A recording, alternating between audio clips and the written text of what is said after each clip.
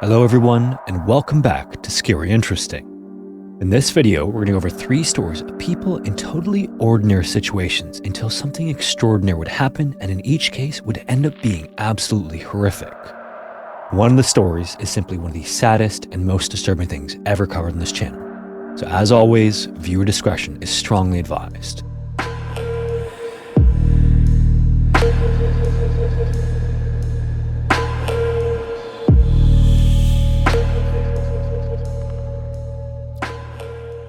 October 8th, 1999 was going to be a big day for 36-year-old Anna.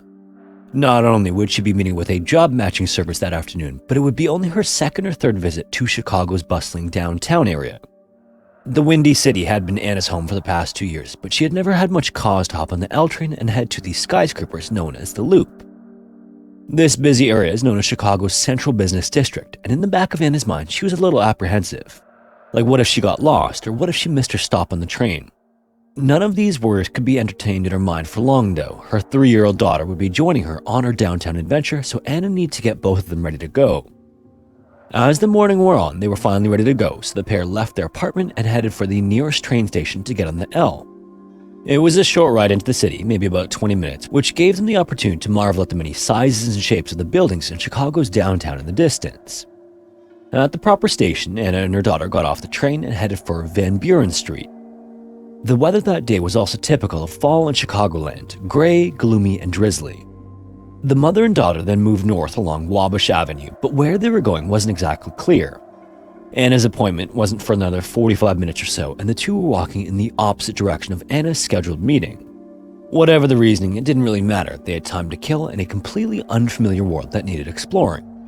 All around them, the city was alive and humming with traffic and people rushing to lunch as the towering monolith, the CNA Center, loomed over it all. This 44-story skyscraper and its bright red exterior made it one of the most recognizable buildings in all of downtown Chicago. On ground level, walking across the street from the CNA Center with her daughter was Anna. They walked past a parking garage entrance along Wabash Avenue close to the east side of the CNA building. A construction canopy stretched above the sidewalk there to act as a shield for pedestrians, while workers above painted the building's steel exterior. But Anna and her daughter were on the opposite side of the street, just outside the canopy's reach. The painting project had been going on for months, but little did anyone know that there was a much more urgent issue that crews should have been addressing as time neared to 12:30 p.m. What happened next was fast, too fast to react and too fast to comprehend. High above the street, a window on the 29th floor succumbed to the pressure of the wind and broke free from its frame. At about 2 feet by 2 feet and 3/4 of an inch thick, the section of window then began to plummet, but it didn't just fall. It cut through the air, gradually angling downward in a vertical dive, transforming into a blade. Soon enough, it was like a guillotine with no sound and no warning. No one saw it in time to shout. One moment, Anna was walking down the street with her daughter, hand in hand, and the next, Anna was gone. The glass struck the top right side of her head with merciless force. It sliced through everything afterward. Her passing was immediate, so fast in fact that she likely didn't even register that anything was wrong. Anna then collapsed sideways, her body crumbling beneath the sudden, silent violence. The glass then hit the pavement and exploded around her, with shards scattering across a stretch of sidewalk nearly 20 feet or 6 meters wide.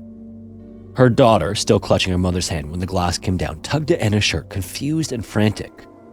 Over and over afterwards, she screamed out "Mommy" in Spanish, begging her mother to stand up, but it was clear to the gathering crowd that there was absolutely nothing that could be done to save Anna in the moment. Her daughter's tiny voice grew louder and more desperate until one of the nearby construction workers rushed to scoop her up. Still, the 3-year-old kept calling out for the woman who just moments earlier had been right beside her. Bystanders also froze at the horrific sight on the sidewalk, and in fact, a woman who had been walking just 10 steps behind Anna would later recall the surreal, almost cinematic horror of the moment, how something so large and so lethal could fall from the sky with no warning. The panel had fallen from a height of 340 feet or 104 meters, and it's unclear how long it took to fall. Some estimates suggest as little as 5 seconds, others up to 25 seconds, but the exact timing didn't matter. The result was the same. What physically sent the window hurtling toward Anna was the wind that day, but the real cause was soon to be uncovered as Chicago citizens demanded answers as to how something like this could have happened. In the days following Anna's death, the truth would come out and a sense of outrage and unease would settle over the city.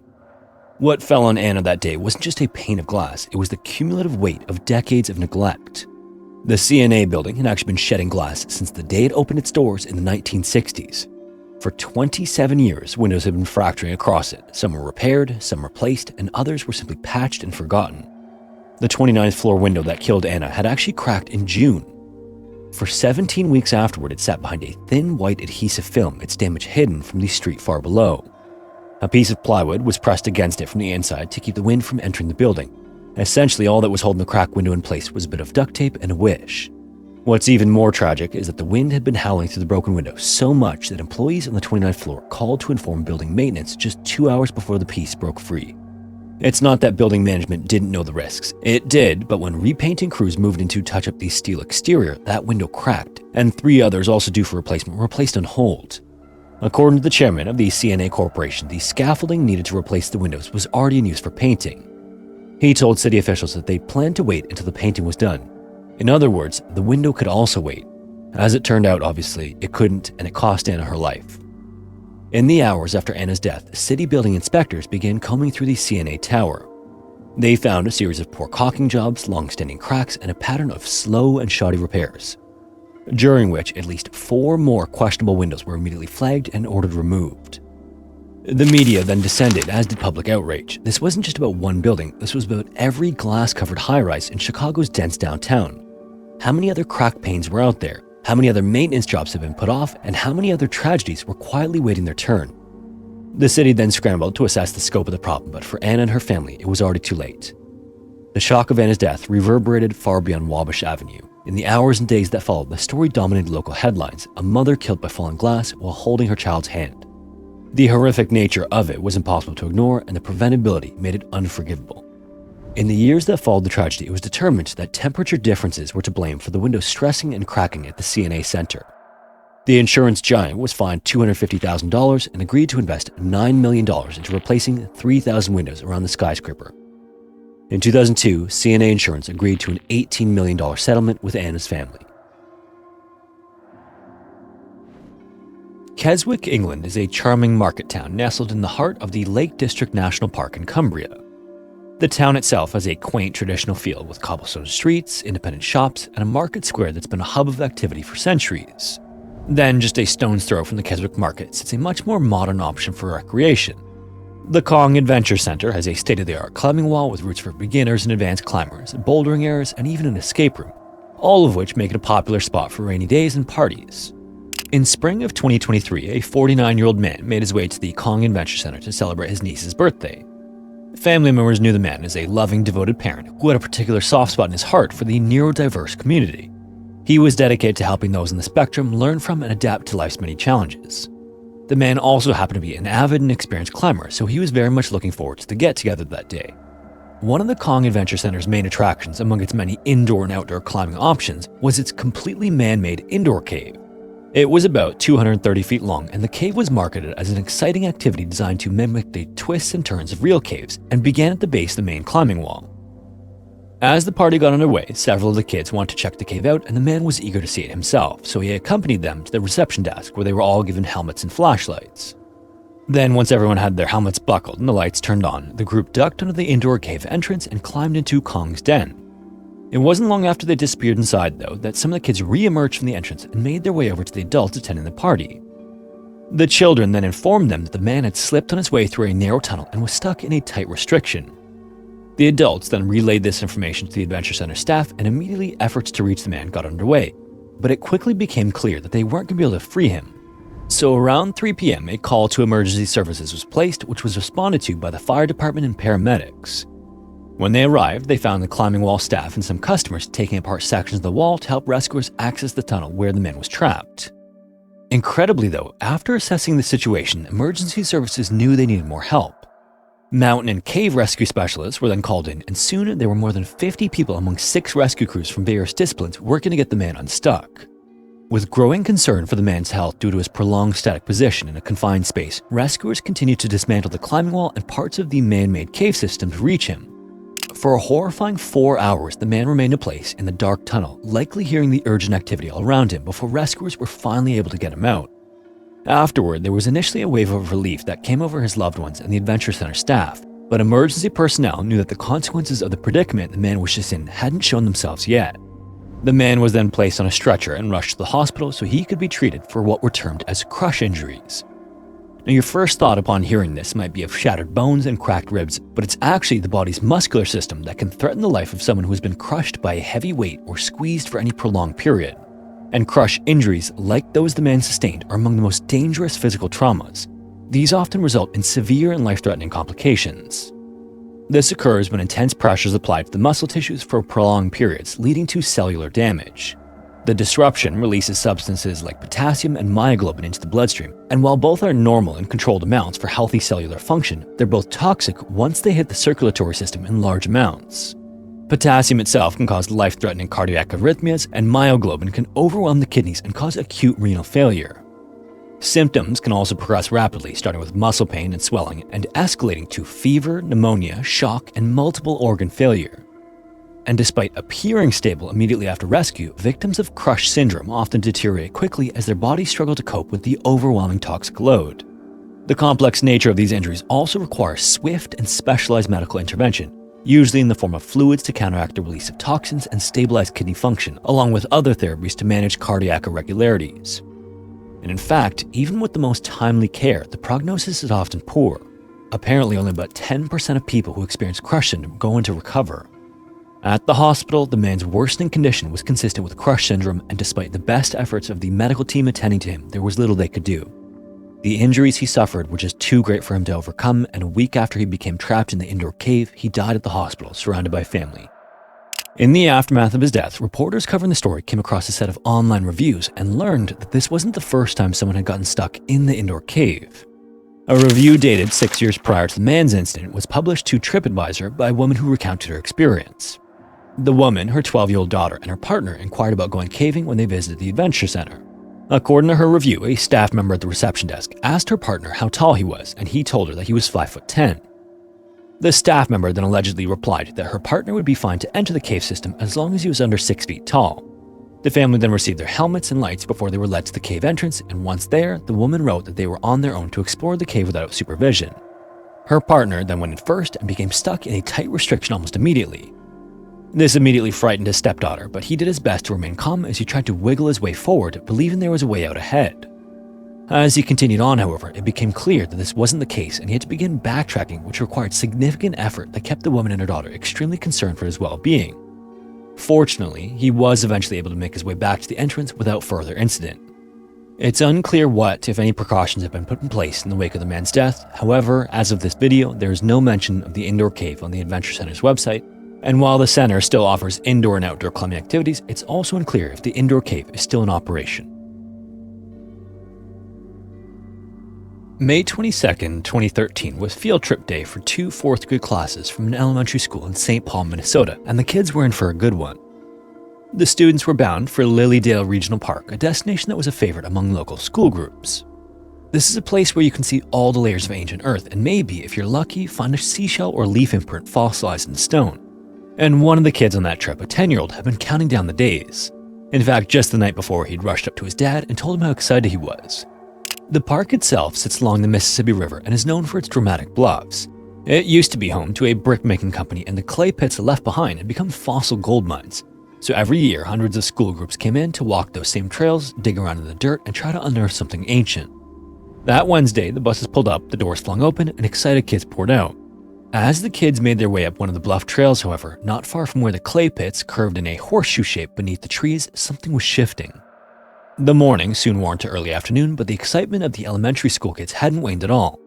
On dirty hands and knees, the 4th graders poked and prodded the soil where fossils were known to be. After a brief break for lunch, the kids got right back to digging around, and that's when it happened. One moment, the students were poking around the hillside, crouched low with their classmates, and the next, the earth above, below, and around them gave out. There was no warning before the earth gave way, it just went, taking several students with it. Just after 1 p.m., a call came into the fire department with reports of a landslide at Lilydale Regional Park. Somewhere along the bluffside, the ground, which had been saturated for days with heavy rains, had slumped and then collapsed. The heavy rainfall that had soaked the hillside had turned the clay and soil into something like wet cement, and as the kids moved along the unmarked trail, the ground finally gave way. The slide came down with force, carrying with it dirt, sand, rock, and everything else in its path. Minutes after the emergency call came in, a police officer was one of the first to arrive, and the scene was absolute chaos. There was mud everywhere, and the earth looked like it had melted in place. There were calls for help, panicked voices, and the terrible realization that some of the kids weren't accounted for. The officer and her partner didn't hesitate. They parked their cruiser and rushed to the collapsed area, dropping to their knees and digging barehanded into the unstable soil. But the consistency of the earth was unlike anything the officer had experienced before. It was like quicksand, and the more she dug, the more the earth swallowed her, and soon she was even buried up to her waist. Somewhere in the slurry of sand and water, though, the officer felt a small hand. A sense of even greater urgency overcame her as she dug desperately, trying to pull the boy free with the help of her partner, but it was too late. The 9-year-old was already gone. Even worse, as far as they could tell in these early stages, there were still 3 students unaccounted for. One of the boys was luckily found buried waist deep, and crews were able to extract him rather quickly once he was located. Another boy, however, was totally submerged in the sand and water, and it took 90 minutes to free him before he was rushed to the hospital with chest injuries. And the third and final missing student wouldn't be found until the next day. The moment the family heard about the accident, they rushed to the scene, hoping and expecting to be reunited with their son. All they received instead, though, was the crushing news that he was still missing. By this point, lights were being set up around the impacted area as rescue crews planned to search throughout the night for the lost boy, but then the weather changed. Rain swept back into the area and fell relentlessly, creating an even more unstable environment and one that was unsafe for rescuers to work in. The city would then announce that the search would be called off for the day and resume the next day. What they didn't tell the public was that they already considered this to be a recovery mission and not a rescue, meaning all hope of finding the boy alive was gone. When the search resumed the following day, rescuers found him lifeless under tons of sand and water as his parents helplessly watched from a safe area on the bluff. After his body was freed from the soil, he was placed on a stretcher and carried out of the hole. Once he reached the top of the bluff, his mother rushed over and kissed her son. As she left that day, she was so distraught that the father would almost have to carry her back to the car. In the days after the tragedy, investigators launched an independent review combing through records, environmental data, and the terrain itself. What they concluded was maddening in its vagueness. The collapse, they said, was simply a natural disaster. It was a tragic convergence of spring rainfall, unstable soil, and heavy foot traffic on the bluff already prone to erosion. The area where the collapse occurred, known as the East Clay Pit, was a remnant of old mining operations, already carved into a horseshoe shape. Additionally, the spring of 2013 had been unusually wet. The soil was rain-saturated, soft beneath the surface, and riddled with groundwater from more than 3.5 inches of rain that fell over the course of a single week. From a geological standpoint, the East Clay Pit in Lilydale was a landmine just waiting for the right pressure. But here's where things got really uncomfortable. City officials already knew that erosion was an issue along those bluffs. They had seen landslides before, most notably a big one in 2011 that occurred just 50 yards or 46 meters from the site of the fatal collapse. It was the same park, same slope, and the same kind of spring rain. Despite that, though, the area remained open to the public and school groups were still given permits to explore there. The city issued about 400 of those fossil hunting permits every year, each one accompanied by a waiver acknowledging the risks. Risks, obviously, that until that day in 2013, no one had fully grasped. The report even framed the 2013 collapse as something no one could have foreseen. It was the perfect storm of conditions and a terrible act of nature, but others weren't so sure. Critics pointed to the 2011 landslide as a clear warning that went unheeded. To them, the idea that nothing could have been done felt like a convenient way to sidestep accountability.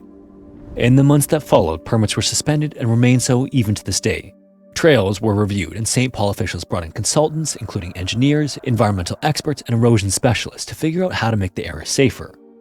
It would take years, but in 2019, the city had completed a suite of changes that included better stormwater management, slope stabilization, and new trees planted to restore what had been lost. This was something, but to the families who lost their sons, obviously it would never be enough. In 2014, the St. Paul City Council approved a $1 million settlement to be split between the families of the 2 deceased and one of the surviving injured boys. If you made it this far, thanks so much for watching. If you have a story suggestion, feel free to submit it to the forum found in the description. Also, if you want to support the channel, consider joining the Patreon or becoming a channel member here on YouTube. Anyways, thanks again, and hopefully I will see you in the next one.